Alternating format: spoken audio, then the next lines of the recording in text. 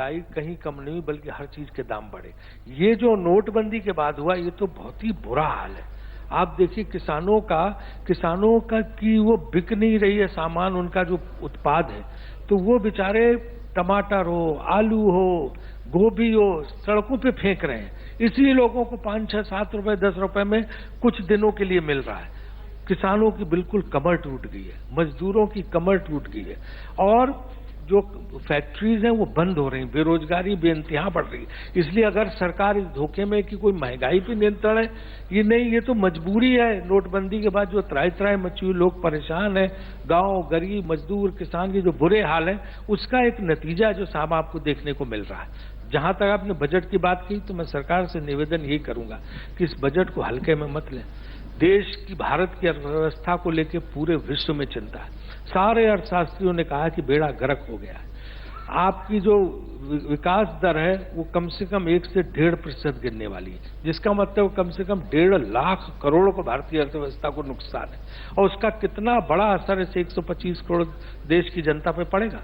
आप देखिए ट्रेनें भरी हैं, लोग बिहार ईस्ट यूपी के मजदूर, बंगाल के मजदूर सब वापस जा रहे हैं, सबकी नौकरियां चली गई हैं। ये बुरा हाल है।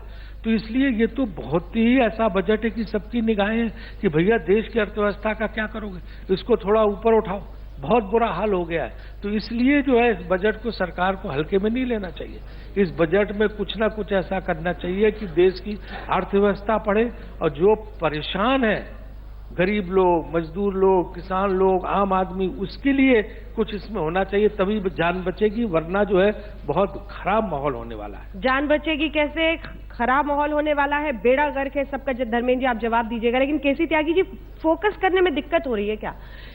एक तरफ वो कहते हैं महंगाई में इन्फ्लेशन रेट नवंबर के महीने में घट गया नोटबंदी के बाद, फिर किसान का रोना भी रोते हैं कि वो बेच नहीं पा रहा।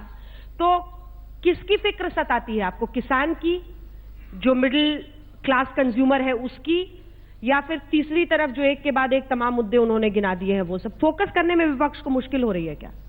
नहीं, रूरल इंडिया और किसान न पहली सरकार के चिंतन के केंद्र बिंदु थे, न इस सरकार के हैं।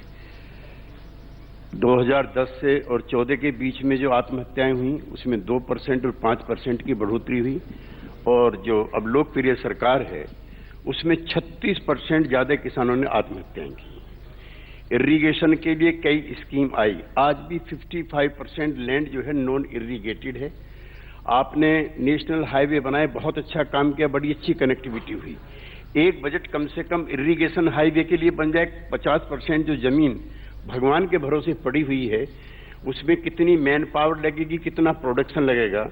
और पहली सरकार की तरह से, बल्कि पहली सरकार से भी ज्यादा खराब की तरह से कोई एमएसपी नहीं मिली। उसके पीछे तर्क ये है कि WTO वाले नाराज हो जाएंगे। उन्होंने शर्त लगा दी है कि 10% से ज्यादा एमएसपी नहीं बढ़ानी है। हम रुकेंगे यहाँ पर एक छोटे से ब्रेक के लिए। आप बने रहे हमारे साथ, देखते रहिए आज तक।